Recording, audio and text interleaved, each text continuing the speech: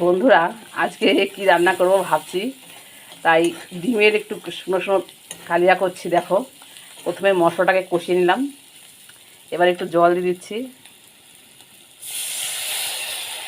বেশি জল দিচ্ছি না, কালিয়া করব বলে। দেখো তোমরা,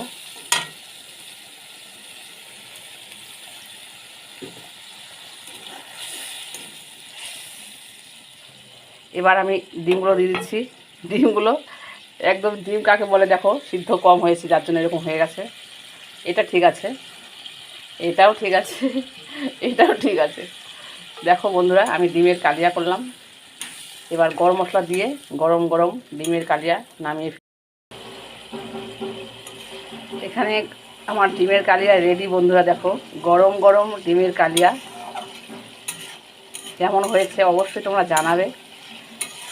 একটা ডিম একটু ভেঙে গেছে, ভেঙে যায়নি, ওটাই আছে কুসুমটা। দেখো, তাড়াহুড়ো করে করছিলাম রান্না, কি আর করা যাবে বলো।